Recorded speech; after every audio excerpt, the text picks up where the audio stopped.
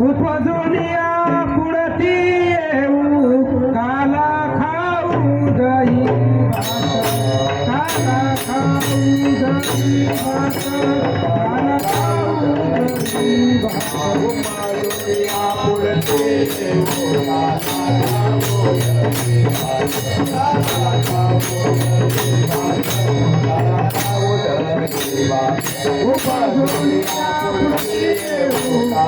खाऊ दही काला खाऊ दही उपजुनिया पुढती येऊ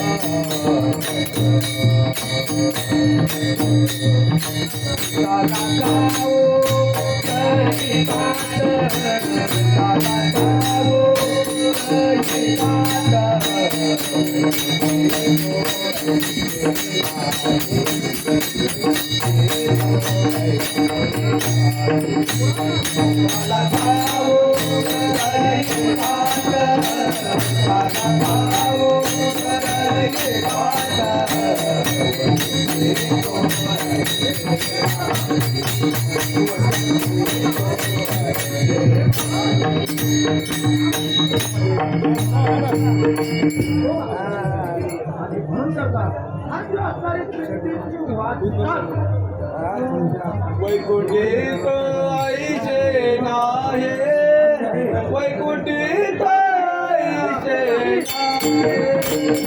वैकुंठीत आईचे नाहे वैकुंठीत आईचे नाहे वैकुंठीत आईचे नाहे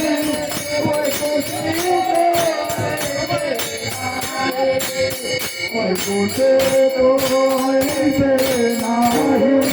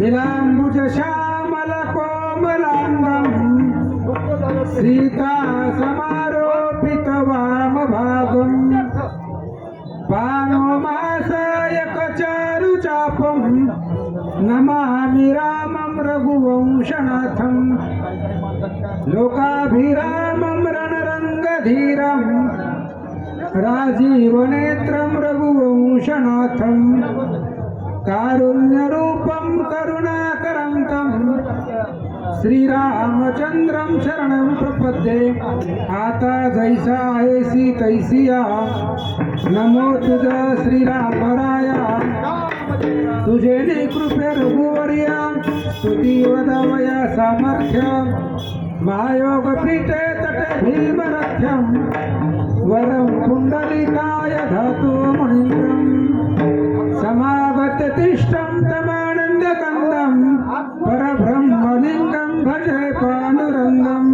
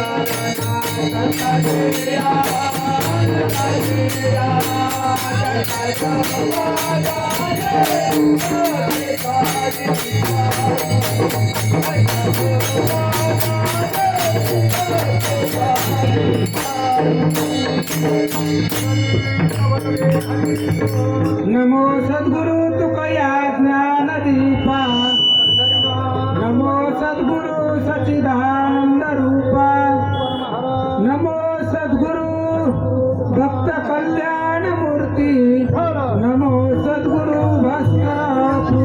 होती जेने पंढरी सारिखाची आपुला धांगाव केला वैकुंठधिपती विठ्ठल सखा सोयरा जोडियेला जो का भूतळवटी भक्त विरक्त विख्यात हा बोधला या श्री संत मानकोची चरणी साष्टांग मी घातला विठ्ठल विठ्ठल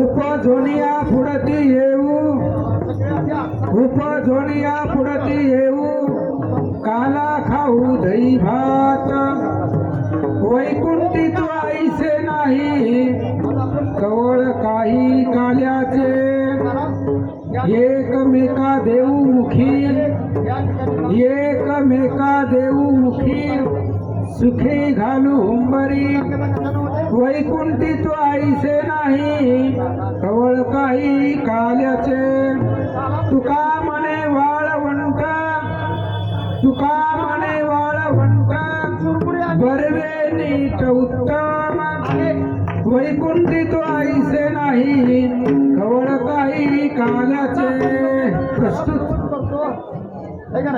प्राप्त प्रसंगी सेवेसाठी निवडलेला अभंग वैराग्य मूर्ती देऊ निवासी श्री संत तुकाराम महाराज सगळ्यांच्या पाठांतरातला आणि 4 चरणाचा अभंग आहे चालू असलेली ही माघवारी पायी दिंडी सोहळा सौंदर्य ते श्री क्षेत्र पंढरपूर आज 24 वर्ष झालं आपण अखंड भगवंताची वारी किंवा भगवंताच्या सेवेसाठी आपण या ठिकाणी येतो आणि आल्यानंतर ना भगवंताचं दर्शन या पंढरीच्या पुण्य पावन क्षेत्रामध्ये 2-3 दिवस आपण रहिवास करतो आणि काल्याच्या निमित्तानं नियोजन केलेली ही असणारी कीर्तनाची सेवा वैराग्य मूर्ती श्री संत तुकाराम महाराज या अभंगाचा सरळ जर भावार्थ सांगायचं म्हटलं तर तुकाराम महाराज म्हणतात की उपजोनिया पुरती येऊ काला खाऊ दही भात आम्ही पुन्हा जन्माला येऊ आणि इथं आल्यानंतर ना दही भाताचा काला खाऊ कारण का वैकुंठामध्ये असलं नाहीये वैकुंठामध्ये असं काही नाहीये म्हणून हे असणारा काला सेवन करण्यासाठी भगवंताच्या पुण्य पावन नगरीमध्ये इथं राहण्यासाठी नाचण्यासाठी गायण्यासाठी कीर्तनासाठी भजनासाठी आम्ही पुन्हा जन्माला आल्यानंतर इथं पंढरपूरच्या वाळवंटामध्ये काला करू एकमेकाच्या मुखामध्ये तो असणारा घास भरू मग काला करायचा कुठं तर सुंदर अशा प्रकारचं ही वाळवंट भूवैकुंठ पंढरी तीर्थक्षेत्र आणि वाळवंटामध्ये काला करू आणि एकमेकाच्या मुखामध्ये घास भरू याच्यासाठीच आम्ही परत जन्माला येऊ अभंगाचा सरळ भावार्थ विठ्ठल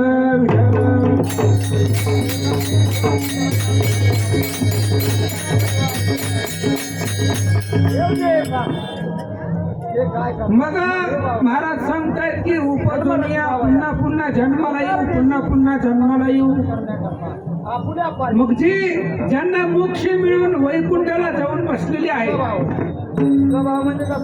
अशा असणाऱ्या मोक्ष प्राप्त झालेली मुक्ती प्राप्त झालेली ही असणारी वैकुंठाला जी गेलेली आहे ती वैकुंठातली लोक सुद्धा इथं येण्याची आशा करतायत आणि इथं आल्यानंतर काय करायचं हरिनाम कीर्तन संताचे पूजन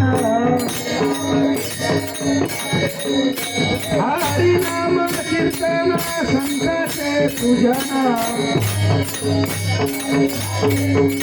झालीना लोटांगण महाद्वारे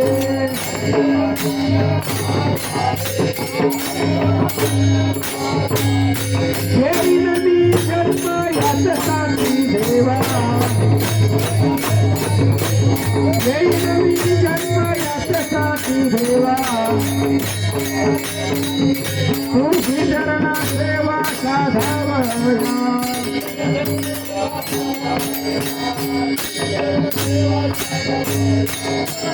याच्यासाठी तुकाराम महाराज म्हणतात की आम्ही परत जन्म नाही. कशासाठी? हरिनाम कीर्तन, संतांचे पूजन, घालीन लोटांगण महाद्वारी, म्हणून घेईन मी जन्म याच्यासाठी देवा तुझी चरणा सेवा साधावया.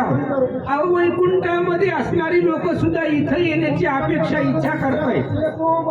देव इच्छिती म्हणी जन्म होय जरी अवनी, तरी पंढरीच्या पटांगणी कान धरुणी नाचतो. बोधिलीलांबरी 11 अध्याय त्यामध्ये होय. ज्यावेळेस देव लोकांनी पाहिलं की स्वतः पांडुरंग परमात्मा रुक्मिणी आई साहेबा वृद्ध वेशामध्ये येऊन मानकोजी महाराजांना पानगी करून देत आहे आणि सुंदर अशा प्रकारचं ते उपपंच पक्वान्नाचं जेवण ते खात आहे, हे देव लोकांनी पाहिलं आणि पाहिल्याबरोबर त्यांनी त्यांच्या मनामध्ये विचार आला इथं वैकुंठामध्ये काय करायचं. या सुखाकारणी सर्व वेडावला, या सुखाकारणी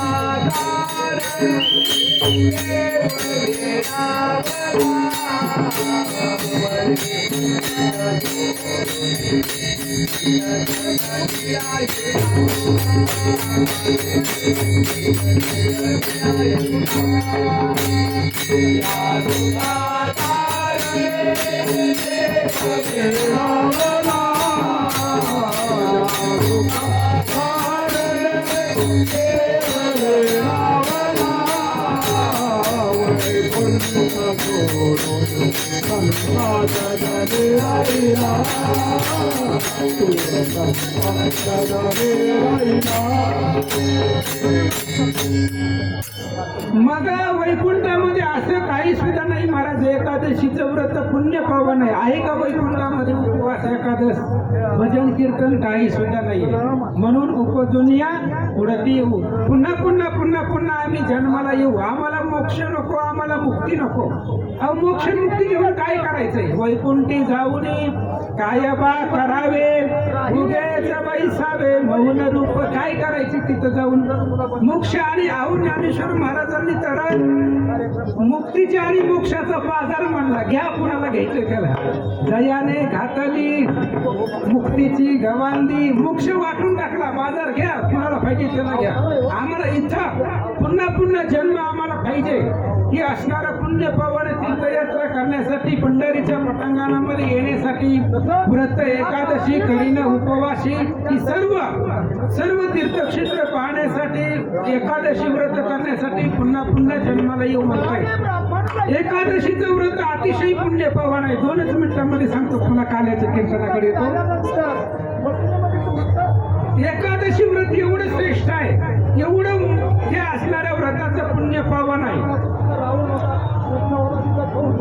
सूर्यवंशामध्ये रुक्मांगद नावाचा राजा होऊन गेला. भगवान श्रीरामचंद्राच्या आधी रुक्मांगद आणि धर्मांगद बापलेक आहेत आणि दोघंही पुण्य पावन आहेत महाराज. सूर्यवंशातले येते आणि मग सूर्यवंशामध्ये रुक्मांगद राजा अयोध्येच्या राजगादीवरती होता आणि राजगादीवरती असताना विष्णू भक्त होता. तो भगवान श्री विष्णूची भक्ती करायची, त्यांची पूजा करायची. पूजा केल्याशिवाय कुठलाही प्रकारचा उपक्रम नित्यक्रम तो करत नव्हता. सकाळी उठल्या उठल्या आंघोळ करणं आणि भगवान श्री विष्णूची पूजा करणं. भगवान श्री विष्णूचं पूजेचं पुण्य वाढलं. इंद्राला टेन्शन आलं. इंद्राने विचार केला जर यानं भगवंताची पूजा केली तर आपलं पद जाऊ शकतं. आमुचे पद घ्यावया तत्वता, ध्यान रघुनाथाचे करिता ती रामायणामध्ये होते. भगवंताचं भजन करायला लागलं की देव लोकांना इंद्राला टेन्शन येतं. इंद्राने विचार केला याचा विष्णू भक्तीमध्ये खंड करायचा, याची पूजाच होऊ द्यायची नाही. मग गंधर्वाला बोलवलं इंद्रानं आणि गंधर्वाला सांगितलं पृथ्वी तलावरती जावा सूर्यवंशामध्ये. त्या ठिकाणी रुक्मांगद राजा आहे आणि तो भगवान श्री विष्णूची पूजा करतोय. ती पूजा मोडायची, त्याला विष्णूची पूजाच करू द्यायची नाही, त्याच्यामध्ये खंड पाडा. तर गंधर्व लोकांनी ऐकलं, कारण तो 33 कोटी देवांचा राजा आहे इंद्र. मग गंधर्वांनी विमान घेऊन पृथ्वी तलावरती आले. आल्याबरोबर रुक्मांगद राजाचा नियम असा होता, भगवान श्री विष्णूच्या पूजेसाठी रोज नवीन नवीन फुलं त्या बागेतली ताजी ताजी फुलं आणून तो असणारी भगवंताच्या मूर्तीच्या चरणावरती वाहत होता. असा रोजचा नित्यक्रम असल्यामुळं ते गंधर्व आले. आल्याबरोबर रुक्मांगद राजाची जी काही असणारी बाग होती, फुलांची बाग, त्या फुलांच्या बागामध्ये ते गंधर्व उतरले आणि रुक्मांगद राजाच्या बागेमध्ये जी काही पुजारी होते असणारी माळी होते, त्या माळ्यांनी ती फुलं तोडण्याच्या आधी पहाटे पहाटे रोज फुलं घेऊन जात होती. स्वर्गामधून विमान घेऊन यायची, फुलं घ्यायची, निघून जायची. आणि ती माळी आली सकाळी पाहायची तर फुलंच राहत नव्हती. 2-3 दिवस झाला पूजेला फुलं नाही. रुक्मांगद राजाला राग आला आणि त्या माळ्यांना बोलवलं. म्हणले, बाबा, भगवान श्री विष्णूच्या पूजेसाठी फुलं लागतायत, फुलं नाही, कुठे जातात फुलं, काय करता तुम्ही, फुकटचे पगारी घेताव का? त्यांनाही रागाला मारत, बरोबर आहे, फुलं जातात कुठं, रात्री फुलं असतात आणि सकाळी आपण पूजेला आलो तर फुलं नसतात.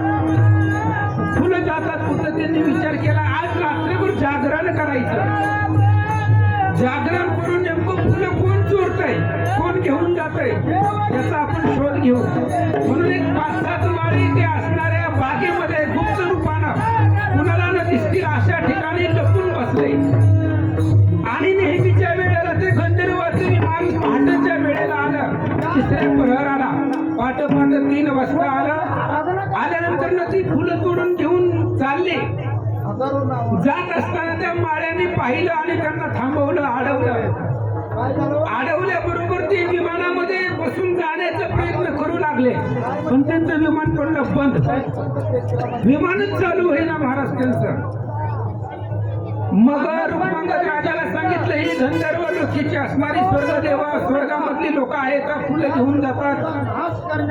रुक्मांगद राजानं म्हणलं, आता जाऊ द्या. त्यांना विचारलं, बाबा का नेतात का? त्यांनी सांगितलं, आमचं काही नाही, आम्हाला इंद्राने सांगितलं ते आम्हाला काम करावं लागतं.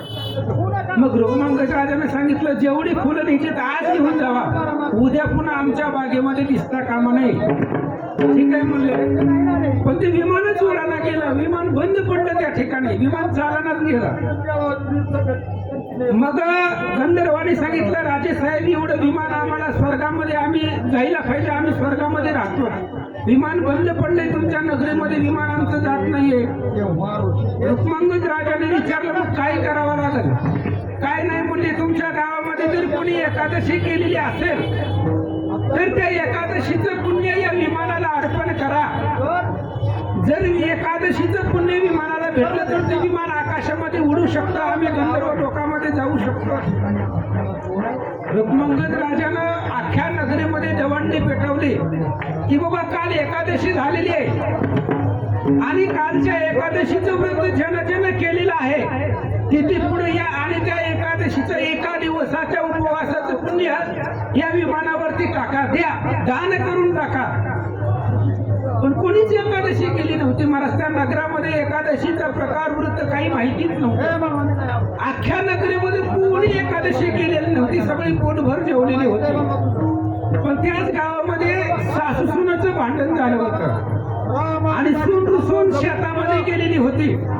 ती सकाळी जी सूर्य उगवायला गेली होती ती रात्रभर तिकडेच होती. मग त्या घरच्या सासऱ्याने सांगितलं, आमची सूनबाई काल दिवसभर उपवास आहे, तिनं काही खाल्लेलं नाही, रुसून शेतामध्ये रानामध्ये जाऊन बसलेली आहे. मग रुक्मांगद राजाने विचार केला, ज्या आरती उपवासी आहे त्या आरती उपवास घडला असेल तिला. मग रुक्मांगद राजाने आपला रथ पाठवला, जिथं शेतामध्ये तिच्या शेतामध्ये रानात जावा आणि तिला रथावरती बसवून घेऊन या. मग ते असणारी रथाचे असणारे जे काही सेवक होते ते रथ घेऊन गेले, तिला रथावरती बसवून त्या बागेमध्ये आणले विमानापाशी. आणि रुक्मांगद राजाने विचारलं, काल काय खाल्लं का? काही नाही. जी पहाटेची निघून गेलेली आहे ती आताच तुमच्या रथावरती बसून आली, दिवसभर उपवासी आहे. मग गंधर्वाने तिच्या हातामध्ये पाण्याचा तांब्या दिला आणि सांगितलं, या विमानावरती पाणी सोड आणि काल जे उपवास केलाय त्या उपवासाचं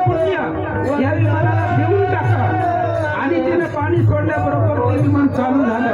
गंधर्व बसले आणि गंधर्व लोकांना निघून गेले. बघा, चुकून घडलेला उपवास आहे, तिने काही केला नव्हता, चुकून घडलेला उपवास आहे. आणि त्या उपवासाच्या एका दिवसाच्या पुण्यानं त्यांचं विमान गंधर्व लोकांना जाऊ शकतं गेलं. म्हणून अतिशय पुण्य पावन एकादशीचं व्रत आहे. रुक्मांगद राजानं त्या दिवसापासून कधीही एकादशी व्रत मोडलं नाही आणि गावातल्या लोकांना सुद्धा मोडू दिलं नाही. महाराज, एकदा भगवान श्री विष्णू आले होते मोहिनीच्या रूपामध्ये रुक्मांगद राजाची परीक्षा घेण्यासाठी.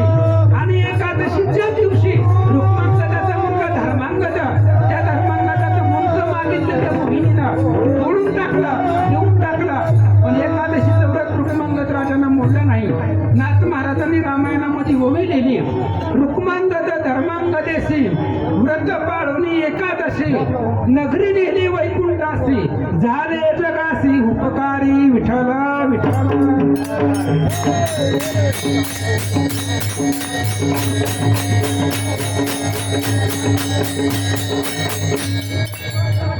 म्हणून हे असणारं एकादशी व्रत अतिशय पुण्य पावन आहे.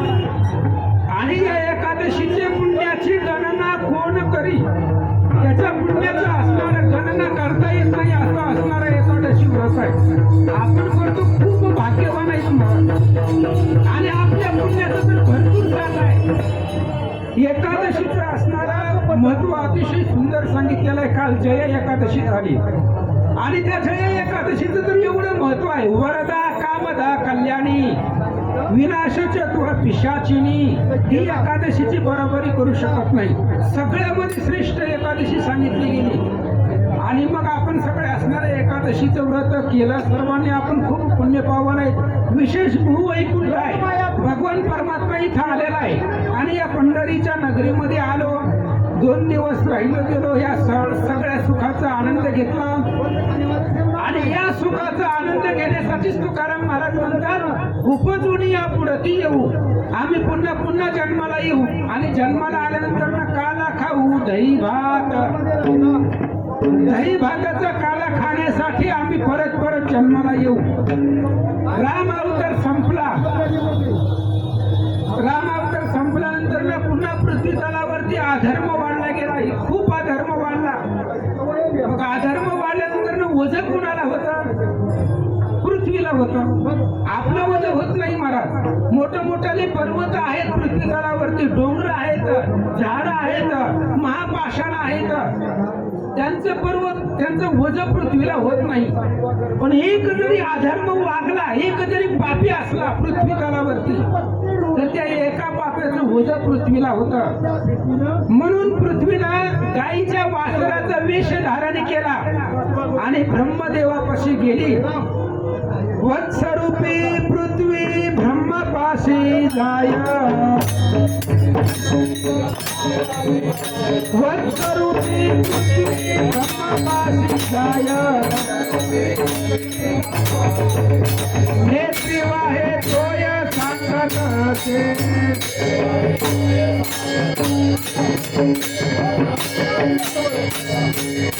कुणाला अधर्म अधर्म झाला फार, कुणाला अधर्म अधर्म झाला फार, सोसवेना फार मजा आता.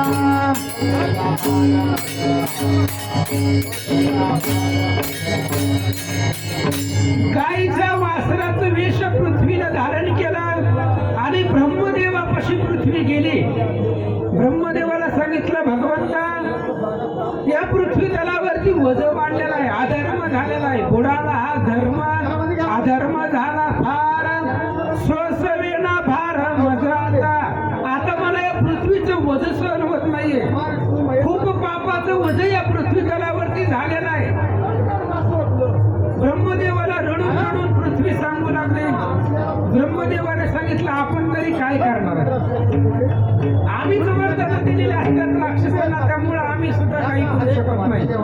आपण महादेवाकडे जाऊ, त्याच्याकडे संवाद करण्याचं काम आहे, बघू त्यानं काही ठरवलं, नियोजन केलं तर केलं. म्हणून ब्रह्मदेव पृथ्वी महादेवाकडे गेली. महादेवाने सांगितलं, आपल्या बी हातामध्ये नाहीये, आपण तरी काय करणार आहे? मग सगळेच मिळून वैकुंठाला गेले आणि वैकुंठाला गेल्यानंतर ना भगवान श्री विष्णूपाशी गाढवानं सांगितलं. भगवंताने ते ऐकून घेतलं, सगळ्यांचं गाढवानं बोलणं ऐकून घेतलं आणि त्यांनी भगवंताने सांगितलं, अभय दिलं, आश्वासन दिलं, जावा म्हणले तुम्ही, तुमचं जी काही अडचण आहे, तुमचं जे काही संकट आहे माझ्यापर्यंत पोहोचलं, तुम्ही जावा म्हणले. आता सगळेजण आपापल्या स्थानाला निघून आले आणि इकडं मग भगवान श्री विष्णू शेषाबरोबर संवाद करतायत. शेषाला म्हणू लागले, महाराज चला म्हणले आता वेळ झाली आपली. शेषाप्रती बोले लक्ष्मीचा तो वर, शेषाप्रती बोले लक्ष्मीचा वर, चला अवतार घेऊ आता,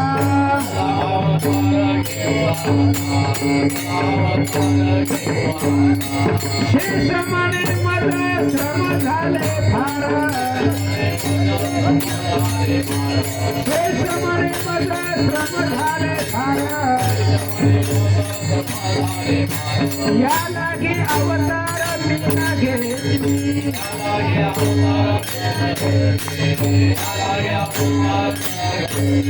राम लक्ष्मण रामावतारी झालं लक्ष्मण, रामावतारी झालं लक्ष्मण, शेतीले अनन्य तुम्हा सवे,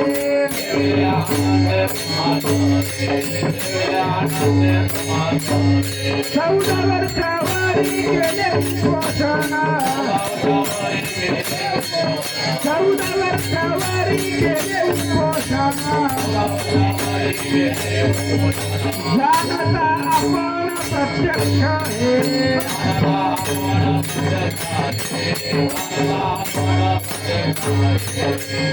खूप मोठा अभंग आहे.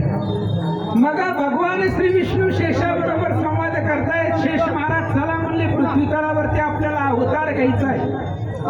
शेषानं सांगितलं देवा ती पृथ्वी ती राक्षस आणि तुम्ही बघून घ्या म्हणले.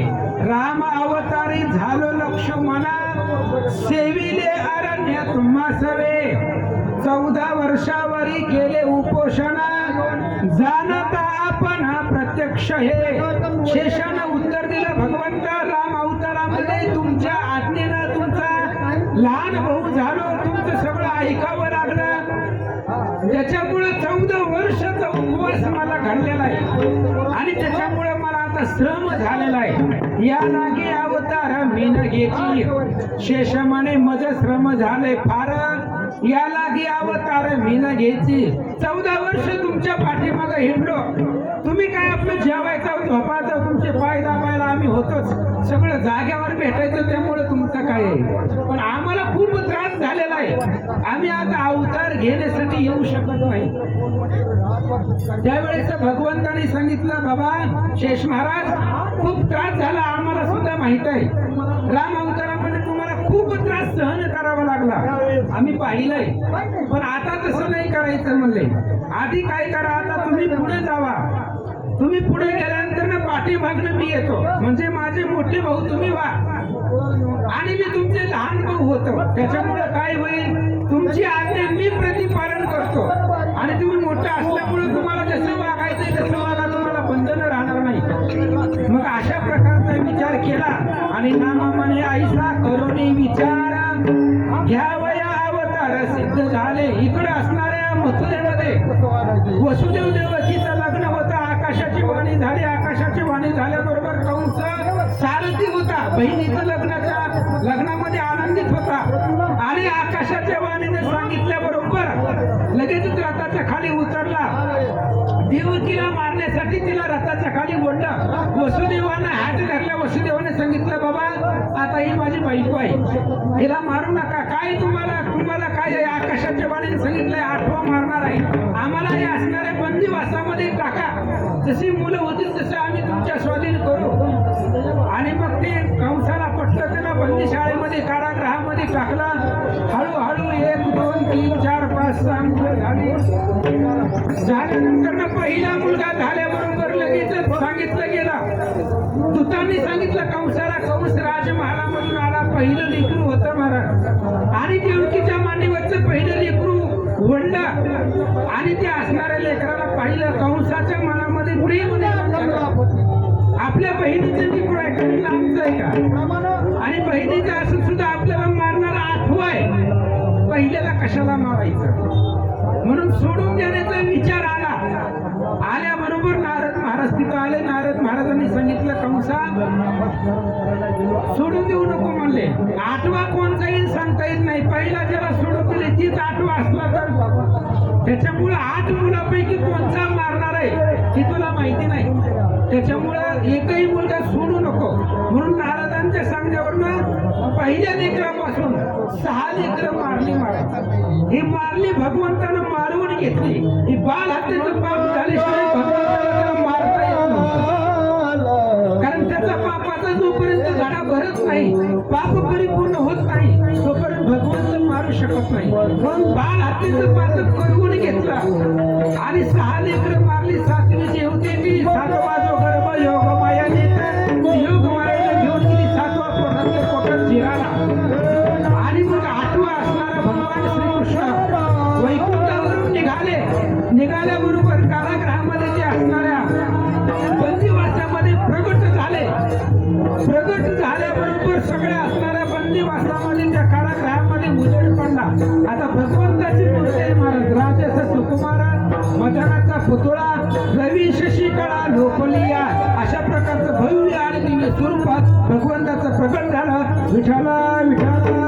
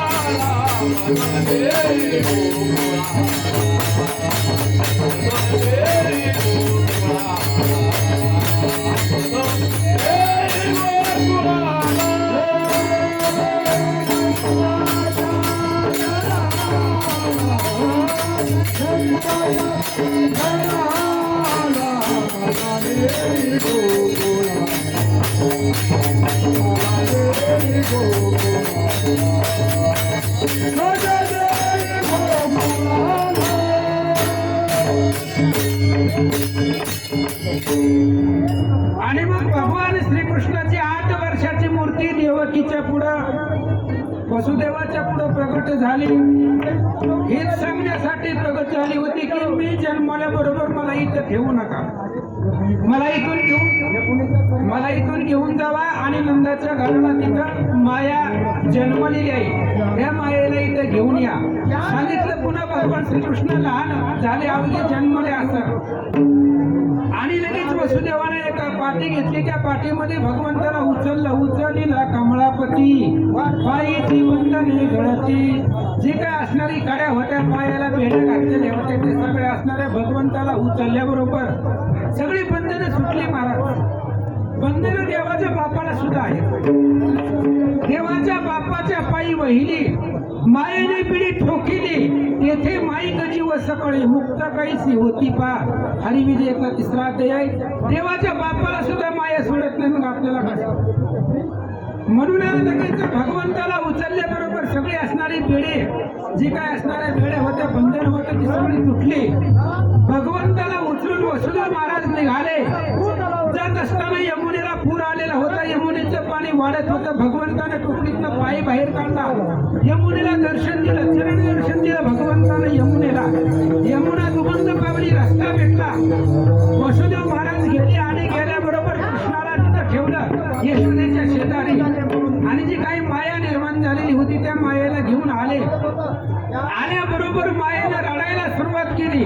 लगेच कंसाचे दूत गेले. कंसाला वर्तमान कळलं. माया त्यानं अंधारामध्ये पाहिलं नाही. स्त्री आहे का पुरुष आहे कुणी आहे तर काही पाहिलं नाही. त्या असणाऱ्या मायेला उचललं तिला फिरवलं आणि आपटत असताना ती हातातनं निसटली आणि निसटल्याबरोबर निघून गेली आणि सांगितलं तुझं लागी वधी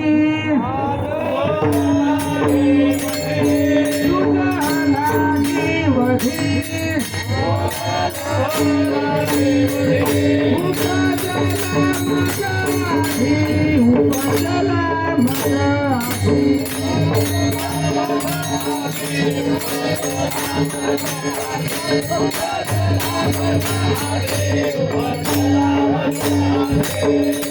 ही माया आकाशामध्ये गेली आणि आकाशामध्ये जात असताना मायाने सांगितलं कंसा अरे बाबा तुला मारणारा पृथ्वी तलावरती जन्मलाय.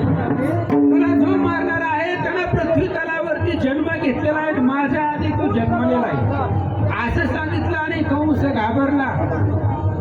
घाबरल्याबरोबर माघारी आला आणि मग पुन्हा इकडे त्यांनी मिटिंग घेतली. इकडे वसुदेव महाराज गेले. सकाळी पाहिलं गेला गोकुळामध्ये सगळ्यांना आनंद झालेला आहे.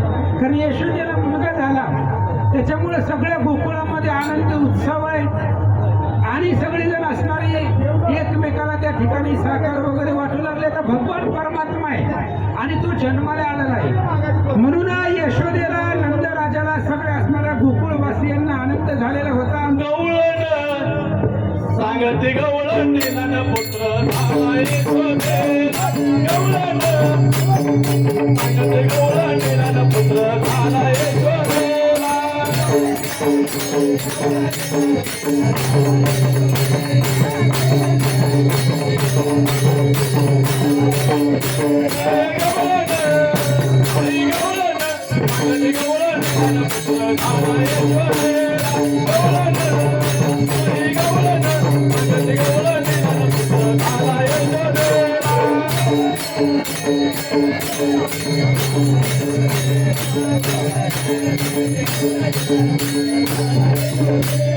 एक लावी एक मुले ताटवाट सुंदरे.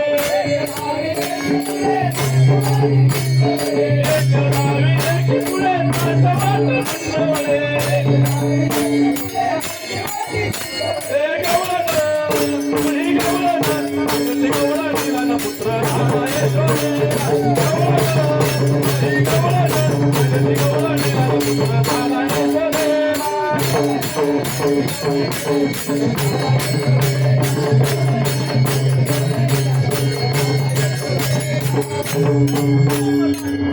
आणि मग हळूहळू भगवान श्रीकृष्ण लहानाचे मोठे होऊ लागले.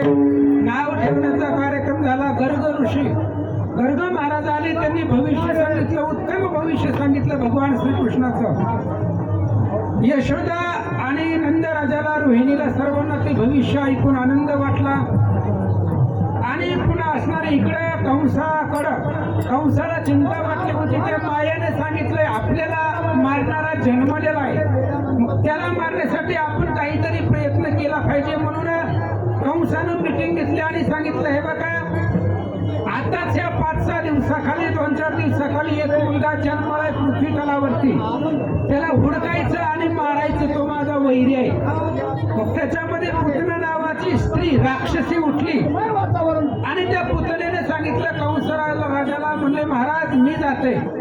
आणि तिनं आपल्या स्तनामध्ये विष भरलं आणि ती असणारी पुतना निघाली. गावोगावची आसपासची सगळी असणारी लेकरं मारीत मारीत, कोणाला माहित नव्हतं, मारीत मारीत ती असणारी गोकुळामध्ये आली. आल्याबरोबर यशोदेला हाक मारली. आता यशोदेला हाक मारल्याबरोबर यशोदा बाहेर आली आणि तिने सांगितलं मी तुझी बहीण आहे, मावस बहीण. यशोदा म्हणली मला तर कुठली मावस बहीण नाही म्हणले. कसं आहे म्हणले, आपलं कसं आहे, जेव्हा तुझं माझा जन्म झाला होता तेव्हा तुझं लग्न झालं आणि लग्नाला गेलं, लग्न झाल्यापासून तू काही आली नाही, त्याच्यामुळं आपली जरा ओळख नाही, नाहीतर मी तुझी बहीण आहे म्हणले. यशोदेने विचार केला कुणी का असताना आपल्याला काय करायचं. मग तिला आतमध्ये घेतला आणि कृष्णाला तिच्याकडे नेऊन दिला. आणि मग ज्यावेळेस एकांत पाहिला, घरामध्ये कोणी नसताना यशोदा आपल्या कामामध्ये गेलेली होती, त्यावेळेस त्या पुतणीनं कृष्णाला आपल्या असणाऱ्या स्तनपानासाठी स्तनाला लावलं. भगवंतानं सगळं विषयी प्राशन केला, दूधही प्राशन केला आणि तिच्यामधलं अंगाचं जी काही रक्त आहे ती रक्तही शोषून टाकलं आणि त्या पुतणीला मारलं. भगवंतानं लहानपणी पुतणीला मारलं. आपण म्हणतो स्त्रीला मारू नये, स्त्री हत्तीचं पातक भयंकर आहे, बरोबर आहे, स्त्री हत्तीसारखं पातकच जगामध्ये नाही. पण जर स्त्री देव कार्यासाठी, धर्म कार्यासाठी, जर परमार्थासाठी जर आडवी येत असेल तर त्या स्त्रीला मारणंच चांगलं. भरत आईच्या अंगावरती धावला, तलवार घेऊन धावला होता भरत कैकेयीला मारायला. भगवान श्रीरामचंद्राने राक्षसाला मारायला सुरुवात केल्याबरोबर पहिल्यांदाला ताटिकेला मारलं, पुन्हा माणिक भाऊला मारला आणि ताटिकेला मारलं. कृष्ण अवतारामध्ये कृष्णाने सगळ्याच्या आधी पुतणीला मारलं. जे धर्म कार्यासाठी आडवे येतात स्त्रिया, त्यांना मारण्यासाठी पाप वाटत नाही. आणि म्हणून पुतणीला मारल्याबरोबर पुन्हा मग असणारं भव्य दिव्य तिचं शरीर पडलं गेलं. नंदराजा आला, यशोदा आली, सगळे गावकरी आले, शिडी लावली, तिला भगवंताला बाहेर काढलं, खाली उतरवलं. कंसाला बातमी कळली, पुतना गेली. पुतना गेल्याबरोबर कंसाला बी अवघड वाटलं. म्हणले पुतना दुर्धर राक्षसी होती, सगळी मथुरेतली राक्षसी तिला भीत होती, एवढी दुर्धर पुतना लहान लेकरांना मारली. असू द्या म्हणजे मग आता कोण जाणार. महाबळ नावाचा राक्षस सुटला आणि त्या महाबळाने सांगितलं मी जातो मध्ये महाराजाचा वेश धारण करून. महाराजाला कोणी आडवीत नाही. महाराजाला गेले की घरामध्ये बोलवतात, चहा पाणी नाश्ता सगळं जेवण सगळं जागेवर देते. मग ते असणाऱ्या महाबळानं धोतर घातलं, नेहरू घातला, फेटा घातला, उपर्ण गाळ्यामध्ये घातलं, ओरिजिनल साधू मोठमोठ्याल्या माळा घातल्या असलेल्या जात बिंबूपर्यंत माळा. आणि ते असणारा महाबळ निघाला, महाराजाचा वेश धारण केला होता, निघाला. आल्याबरोबर पुन्हा आता नंदराजानं पाहिलं महात्मा आलेला आहे. आता वरून तर महात्मा दिसत होता, पण आतमध्ये काय कुणाला माहिती. जैसे ज्याची अंतर्वृत्ती तैसे ते जगात देखती. रामायणामध्ये सांगितलं आहे तसं आतून वेगळं असतं आणि बाहेरून वेगळं असतं. मग ते असणाऱ्या महाबळाने साधूचा महाराजाचा वेश धारण केलेला होता. नंदराजानं आतमध्ये घेतला. महाराज म्हणले लई दिवसातून आला, कुठून आला, गाव कुठला, तालुका कुठला, जिल्हा कोणता. त्या म्हणले घरामध्ये बसला. मग बसल्याबरोबर लगेच कृष्णाला पुढे आणलं यशोदेनं आणि महाबळाला सांगितलं महाराज तुम्ही महाराज आहेत म्हणजे या कृष्णाचं भविष्य पहा म्हणले. आमच्या लेकराचं पुढे कसं होणार आहे, लेकराचं भविष्य बघा म्हणले. मग महाबळानं कृष्णाचा हातात घेतला. कृष्ण म्हणला माझा हात बघतोय, बघ म्हणले. मग कृष्णाकडे पाहिलं आणि महाबळानं सांगायला सुरुवात केली, म्हणजे याला आधी पुरून टाका. काय करा, गावाच्या बाहेर खड्डा खांदा आणि ह्याला पुरून टाका. कृष्णानं ऐकलं, म्हणलं आता हे मला पुरायची भाषा करायला. बरं म्हणले असू दे. मग सांगितलं त्या महाबळानं ह्याच्यापासून तुमचं वाटोळ होणार आहे, तुमच्या कुळाचा नाश होणार आहे, कुळ संपणार आहे, कुळ घात याच्यामुळे होणार आहे. असं तसं बरेच काही सांगून टाकलं महाबळानं. कृष्णाला राग आला, एक तर आलंय माझ्या घरी, माझ्या घरी येऊन माझं इथं जेवण केलंय, माझ्या सोन्याच्या चांदीच्या लाकडाच्या पाटावरती बसलेला आहे, मला नाव उठवतंय. मग ज्या पाटावरती बसला होता त्या पाटाकडे कृष्णानं पाहिलं फक्त. ते पाट उसळल्याबरोबर महाभारत तोंडावर जमिनीवरती आपटला गेला. आपटल्याबरोबर घरामध्ये बेलणं, पळपुटी, उलतानी सगळे धावत आले. कृष्णही महाराज निर्जीवाला सुद्धा जीव येतो, भगवान परमात्मा येतो. त्यानं फक्त कृपा दृष्टीने पाहिलं निर्जीव वस्तूवर, सगळ्यांना जीव आला आणि माणसासारखी ते धावू लागले. घरामध्ये बेलणं आलं की खूपच त्याच्या तोंडामध्ये शिरलं, बोलता बी येणं गेलं, त्याला ओरडता येईना. मग पळून जाऊ लागला. पळता धोत्रावर पाय पडला, धोतर फिटला. पळता निघाला. कृष्ण म्हणला पळून जातो वय बास आडवी लावली. कृष्णानं ऑर्डर केली होती सगळ्या निर्जीव वस्तूला. बाज आडवी असल्यामुळे जाऊन बाजूला धडकला, पण उताना खाली पडला. पडल्याबरोबर जे काही गवळणी बसलेल्या होत्या त्या म्हणल्या बरं झालं, बरा जोडीला भगवंत.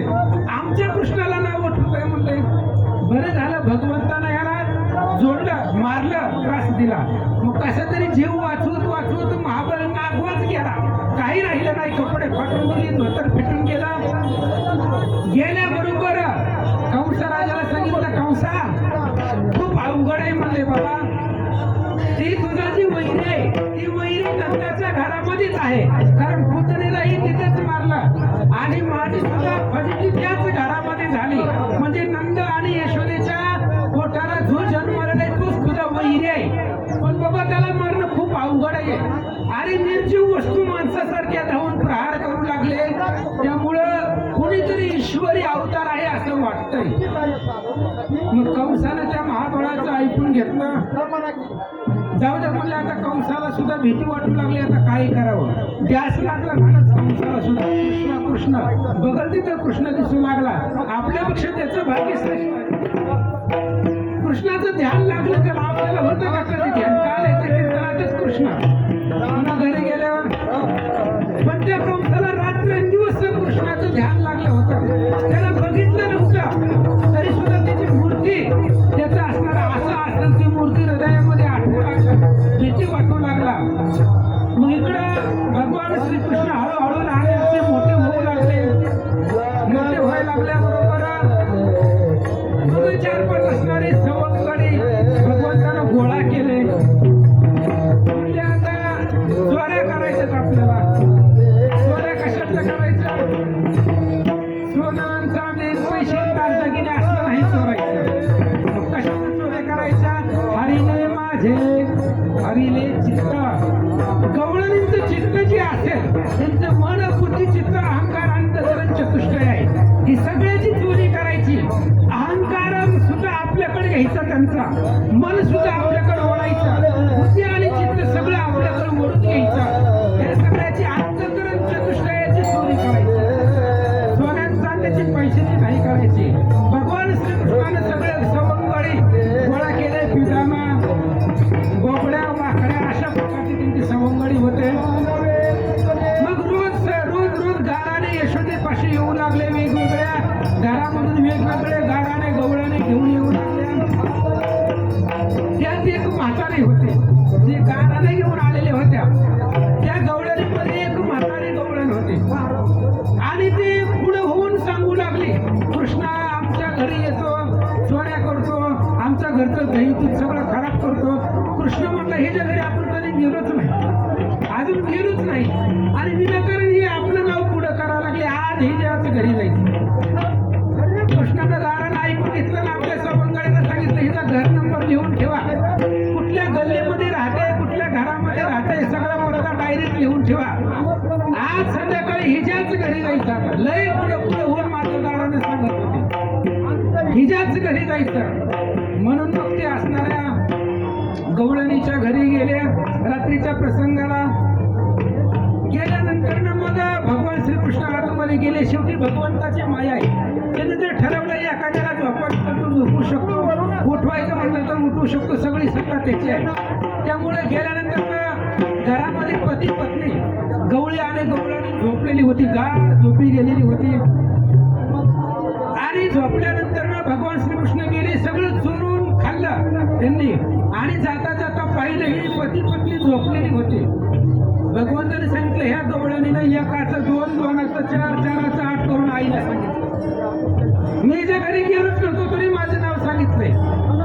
मग आता याची थोडी फजिती करायची म्हणजे अर्थ करायची. असं कसं जायचं? आपण काही न करता आपलं नाव सांगितलं आईला.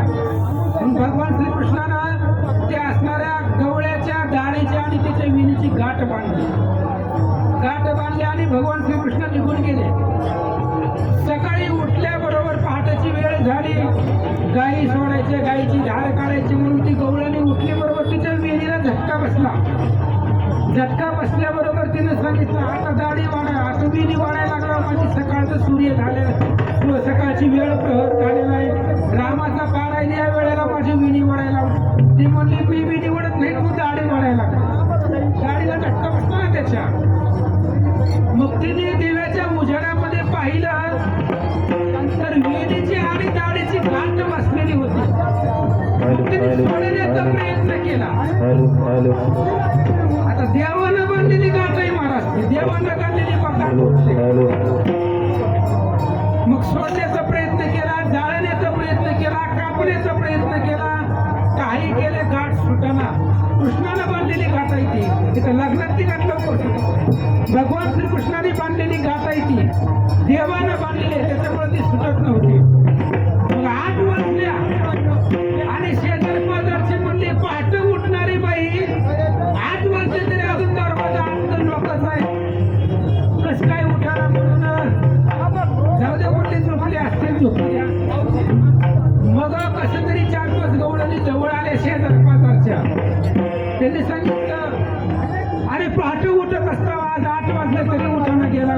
मग तिनं कडी उघडली आतनं, त्या गवळीच्या आतमध्ये बोलून घेतलं. तिला सांगितलं असं झालंय, कोणी केलंय, काय केलंय, आता कोण करणार आहे? कृष्णाशिवाय कोण करणार आहे? कृष्णानेच केलंय म्हणले. मग आता काय करायचं? काय आम्ही सगळे प्रयत्न केले म्हणले, आता तरी सुद्धा काही उपयोग झाला नाही. चला म्हणले असं जाऊ. चव्हाट्यावरती बसलेले होते नंद राजा कृष्णाला घेऊन सकाळ कोवळं ऊन खाण्यासाठी.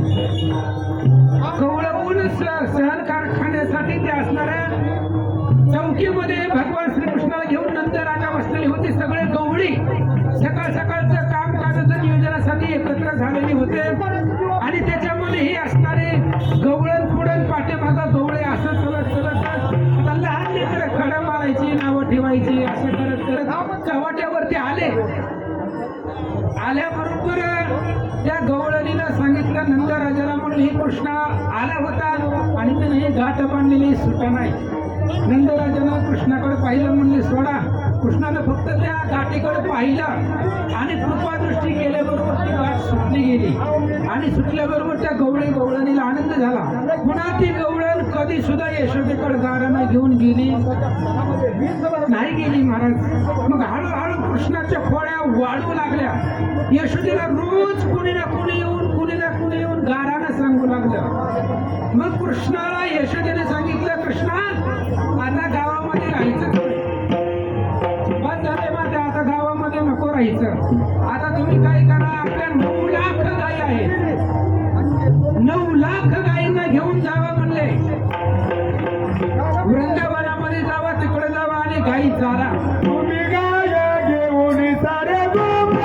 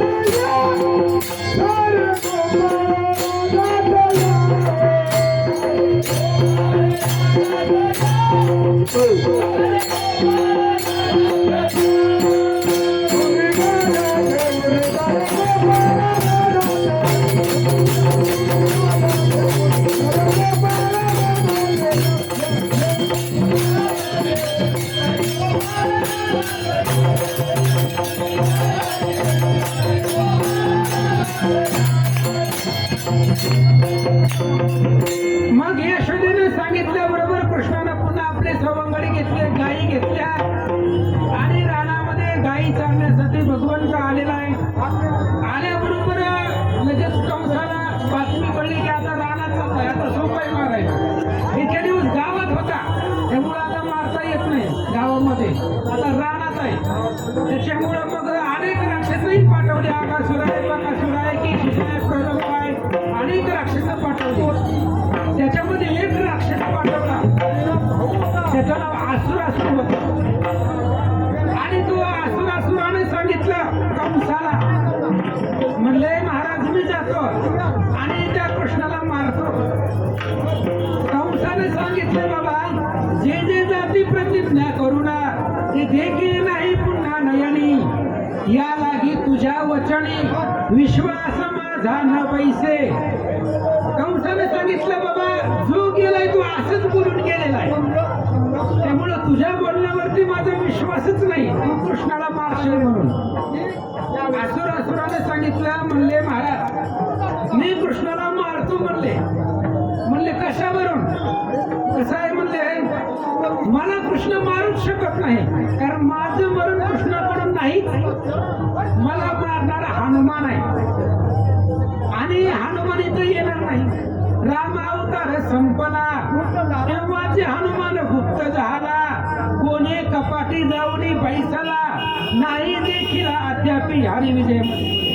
कृष्ण जाऊन ते हनुमानजी राम अवतार संपलाय तेव्हापासून त्याला कोणी बघितलेलं आहे का? हाय का नाही आपल्याला काय माहिती. आणि ते आता इथं कशाला येतंय गोकुळामध्ये, वृंदावनामध्ये. कंसाला विश्वास वाटला, जा बाबा म्हणले आता. मग कंस प्रत्येकाचा सत्कार करत होता. कंसाला बी माहित आहे गेलं की महागारी, त्याच्यामुळे प्रत्येकाचा सत्कार कंस करत होता. प्रत्येकाला नवीन कपडे, त्याचा असणारा मान सन्मान करत होता. कंसाला माहिती होतं जे जे कृष्णाकडे जाणार आहे पुन्हा महागारी येणार नाही. आपण पंढरपूरला आल्यावर महागारी जायचं नसतंय. आणि मग लगेच कंसानं पाठवलं ते असुराला जा म्हणले. मग इकडे भगवान श्रीकृष्ण आपले असणारे सगळे गायी चालत होते वृंदावनामध्ये. आणि ते असुर राक्षस येत असताना भगवंतानं खूप लांबून पाहिला, कारण बाळगाव उंच एवढे राक्षसांचं शरीर इतकी होती, खूप लांबून राक्षस दिसत होते.